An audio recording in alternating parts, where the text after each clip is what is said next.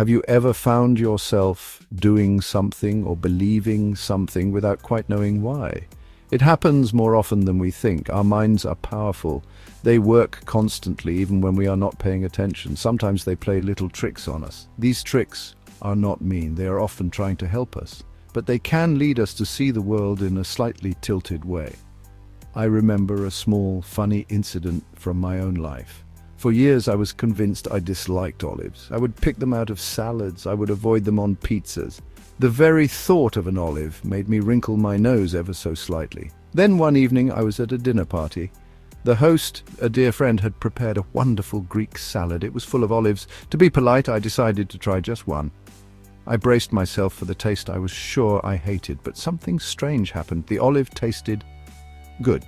It was salty, a little tangy, and quite delicious. I was genuinely surprised. Where had my strong dislike come from? I realized my mind had built a story around olives.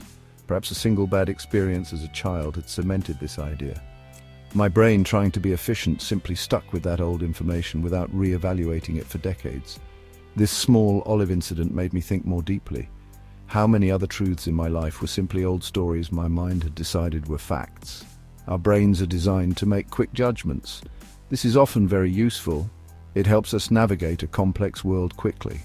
Imagine if you had to consciously think about every single step you take, or every word you choose in a conversation. We would be exhausted. So, our minds create shortcuts. They rely on past experiences and patterns to make sense of new situations.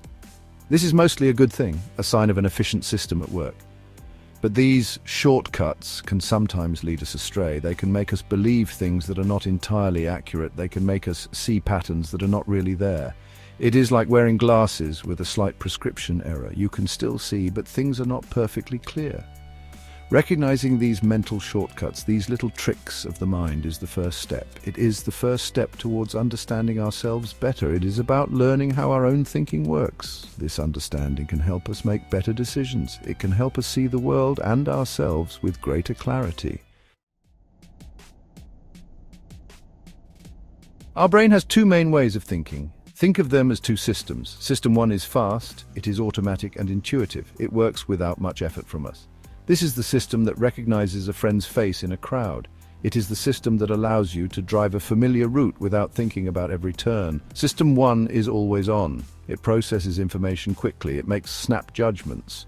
It's responsible for many of our daily actions and immediate reactions.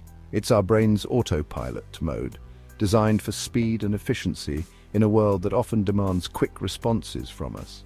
System two, on the other hand, is slow. It is deliberate and requires effort.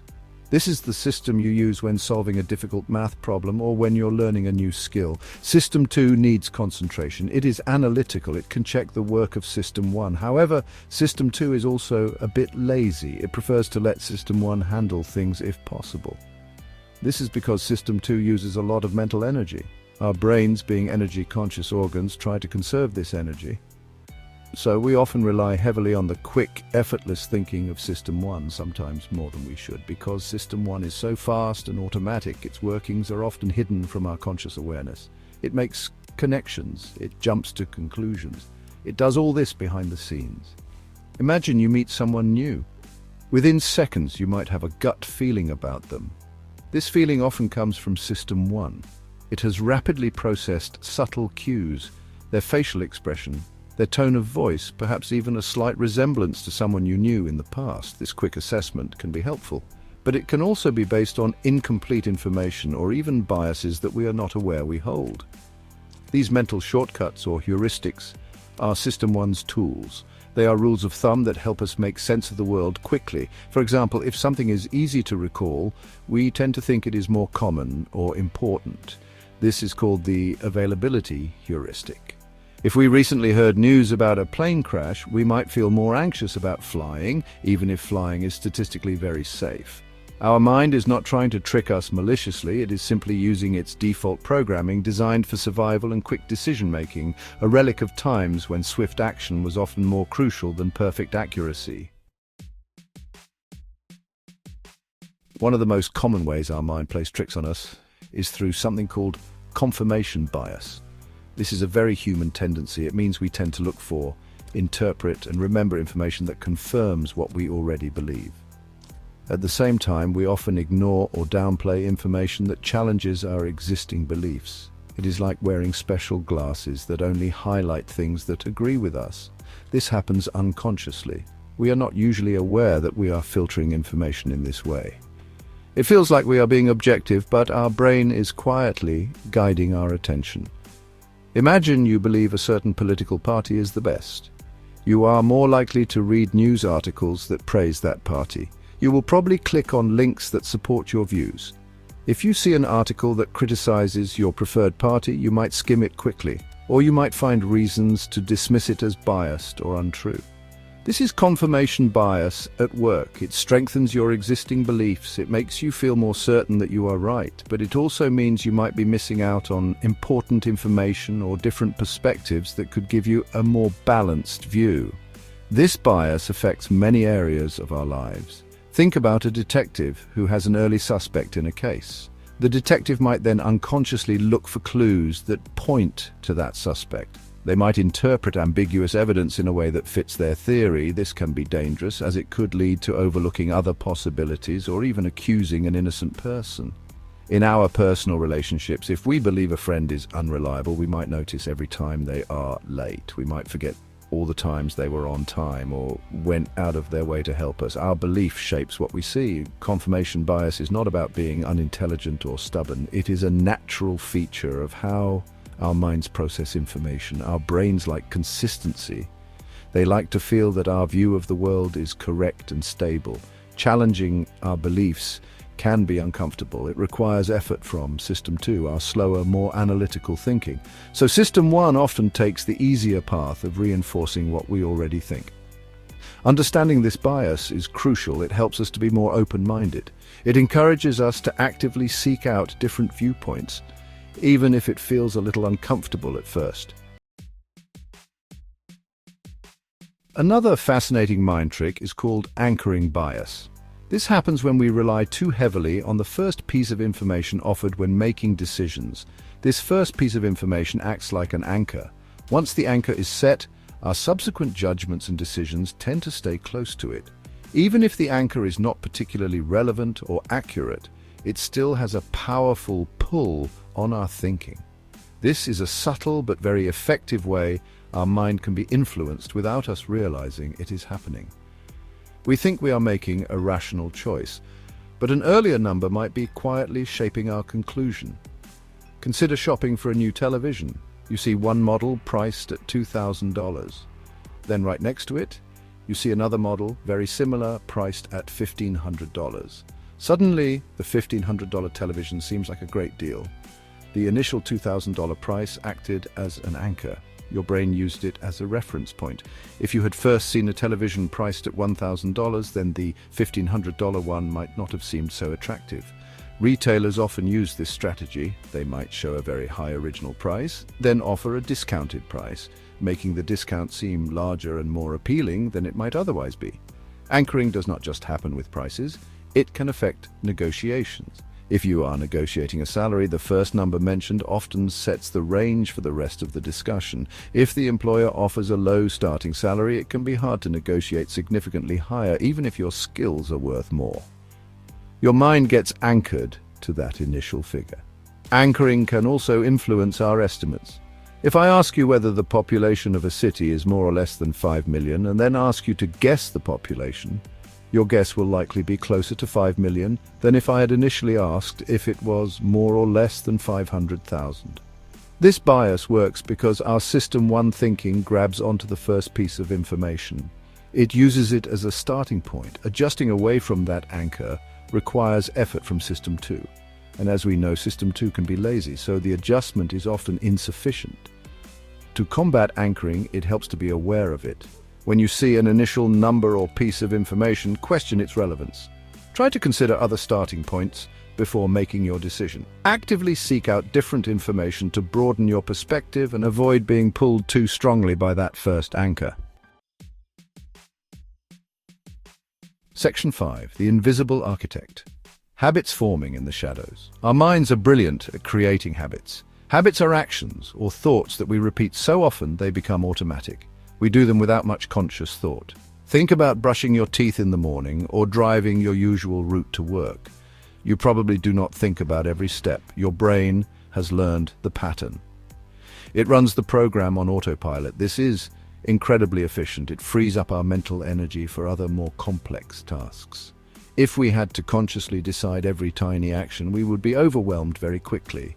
Habits are essential for navigating daily life smoothly. Habits form through a simple loop, a cue, a routine, and a reward. The cue is a trigger that tells your brain to go into automatic mode and which habit to use. This could be a time of day, a place, an emotion, or even the presence of certain people. The routine is the physical, mental, or emotional action you perform. The reward is what satisfies your brain and helps it remember the habit loop for the future. For example, the cue might be feeling tired in the afternoon, an emotion. The routine might be drinking a cup of coffee. The reward might be the feeling of increased alertness and energy. The fascinating and sometimes tricky part is that many habits form without our direct intention or full awareness. System 1 is the master architect of these habits. It quietly observes patterns of behavior that lead to some kind of reward, even a small one. If checking your phone, the routine, when you feel a moment of boredom, the cue, gives you a little hit of distraction or social connection, the reward, your brain will start to wire that habit. Before you know it, you might find yourself reaching for your phone dozens of times a day without even thinking about why you're doing it. Because habits operate in the background, they can sometimes work against our best interests. A habit of eating unhealthy snacks while watching television can form easily. The cue is watching TV. The routine is snacking, and the reward is the taste and comfort. Over time, this can lead to unwanted weight gain. The mind isn't being malicious, it's just efficiently running a program it learned. Recognizing the power of habits and understanding the cue routine reward loop is the first step to changing them. We can learn to identify our cues and consciously choose different routines to achieve more positive rewards, essentially reprogramming our autopilot. Section 6, the story we tell ourselves, the narrative bias. Our minds love stories. We are natural storytellers. We try to make sense of the world by creating narratives, explanations that connect events and give them meaning.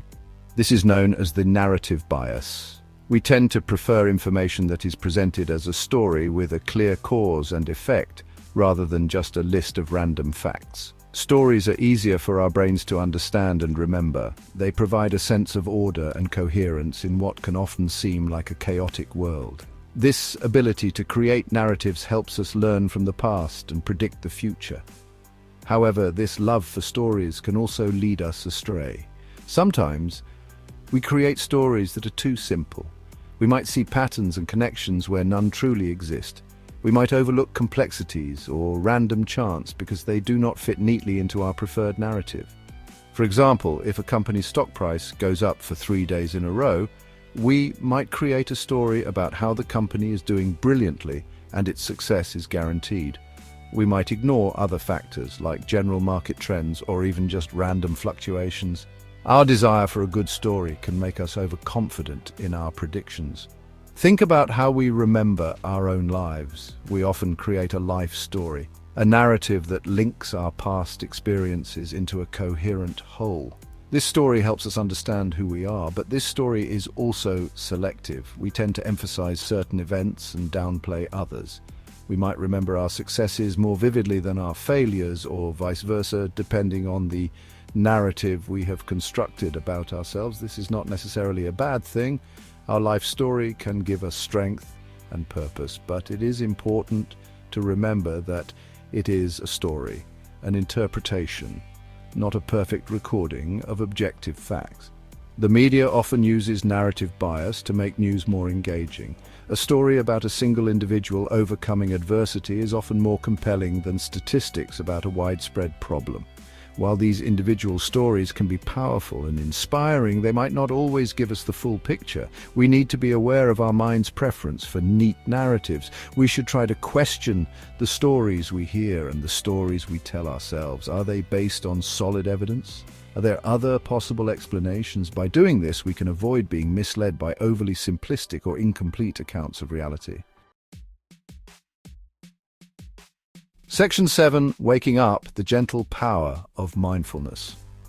So our minds have these automatic processes, these biases and habits that often operate without our full awareness. How can we start to notice these mind tricks? One very powerful tool is mindfulness. Mindfulness is simply the practice of paying attention. It means paying attention to the present moment, on purpose and without judgment. It is about observing your thoughts, feelings, and sensations as they arise, without getting carried away by them. It is like stepping back and watching the flow of your mind rather than being caught in the current.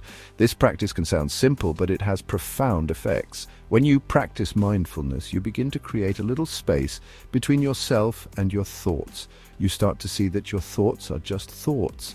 They are not necessarily facts. They are not necessarily you. For example, you might notice a thought like, "I am going to fail this presentation." With mindfulness, instead of immediately believing this thought and feeling anxious, you can observe it. There is the thought that I am going to fail. This simple act of observation can lessen the thought's power over you. It gives you a chance to question it rather than automatically accepting it as true. Mindfulness can help you spot cognitive biases in action. As you become more aware of your thought patterns, you might notice when you are seeking out information that confirms your existing beliefs, confirmation bias. Or you might catch yourself making a quick judgment based on an initial piece of information, anchoring. It is not about stopping these thoughts or biases completely. That would be very difficult, as they are deeply ingrained. Instead, mindfulness helps you to recognize them when they appear. And recognition is the first crucial step towards not being controlled by them. It allows for a more conscious response. Practicing mindfulness does not require hours of meditation each day, though that can be beneficial. You can practice mindfulness in everyday activities. When you are drinking a cup of tea, pay attention to the warmth of the cup, the aroma, the taste. When you are walking, feel your feet on the ground. Notice the sights and sounds around you. These small moments of mindful attention can add up. They train your brain to be more present and aware. Over time, this increased self-awareness can help you navigate the tricks of your mind with greater wisdom and calm, allowing you to make more considered choices. As Section 8, taking back the reins. Simple steps to sharper thinking. Recognizing that our minds can play tricks on us is important. But what can we actually do about it? Fortunately, there are practical steps we can take to become less susceptible to these mental shortcuts and biases. One of the most effective strategies is to simply slow down your thinking, especially when making important decisions. Our fast, intuitive System 1 thinking is prone to errors. By consciously engaging our slower, more deliberate System 2 thinking, we give ourselves a chance to catch these errors. Before making a big decision, take a pause. Give yourself time to reflect. Another helpful step is to actively question your assumptions. When you find yourself strongly believing something, ask yourself why. What evidence is your belief based on? Are you only considering information that supports your view? Try to play devil's advocate with yourself. Argue the opposite side of the issue. This can help you uncover hidden biases and see the situation from different perspectives. It can be uncomfortable at first as it challenges your sense of certainty, but it is a valuable exercise for developing more balanced and objective thinking. It trains your mind to look beyond its initial, easy conclusions. Seeking out diverse perspectives is also crucial. Talk to people who have different backgrounds, experiences, and opinions than your own. Read articles and books that present viewpoints you might not naturally agree with. This can help to counteract confirmation bias. It exposes you to new information and different ways of interpreting the world. It is easy to stay within our own echo chambers where everyone agrees with us. But true understanding often comes from engaging with ideas that challenge us. This broadens our mental landscape and makes us less rigid in our thinking. Finally, consider keeping a journal. Writing down your thoughts and decisions can be a powerful tool for self-reflection. You can look back at your reasoning and see if any biases might have influenced you. For example, if you made a prediction that turned out to be wrong, you can analyze why. What assumptions did you make? Were you anchored by certain information? Journaling helps you to learn from your experiences. It makes your thinking processes more visible. Over time, these practices, slowing down, questioning assumptions, seeking diversity, and reflecting, can help you take back the reins and gain more conscious control over your mind. Section 9 Conclusion. Your mind, your ally. Our minds are truly remarkable. They perform incredible feats of processing and creativity every single moment. The very fact that they use shortcuts, biases, and habits is a testament to their efficiency. These mental mechanisms have evolved to help us navigate a complex world quickly. They are not enemies to be defeated. However, as we have seen, these same helpful mechanisms can sometimes lead us to make errors in judgment. They can shape our perceptions and decisions in ways we do not always notice. The key is not to eliminate these processes, but to understand them and learn to work with them more consciously. By becoming aware of common cognitive biases like confirmation bias and anchoring, we can start to recognize when our thinking might be skewed. By understanding how habits form, we can take steps to build better ones. The journey to greater self-awareness is ongoing. It is not about achieving a perfect, bias-free mind. That is an unrealistic goal. Instead, it is about cultivating a curious and open attitude towards our own mental processes. It is about being willing to question our thoughts and assumptions and to learn from our mistakes. This allows us to gradually improve our thinking. Mindfulness plays a vital role in this journey. It teaches us to observe our thoughts without judgment, creating that crucial space for conscious choice. When we are mindful, we are less likely to be swept away by automatic reactions or ingrained biases. We can choose how to respond rather than simply reacting on autopilot. This practice, combined with deliberate strategies like slowing down our thinking and seeking diverse perspectives, empowers us. It helps us to move from being passively guided by our mind's tricks to actively engaging with our thoughts in a more discerning way. Ultimately, gaining a better understanding of your own mind is one of the most rewarding endeavors you can undertake. It leads to better decisions, improved relationships, and a greater sense of inner peace and control. Your mind doesn't have to be an unseen puppeteer pulling your strings. With awareness and practice, it can become your most trusted ally. Embrace the challenge of getting to know your mind. The power to think more clearly and live more consciously is within your reach. It is a journey of continuous learning and growth, one that enriches every aspect of your life.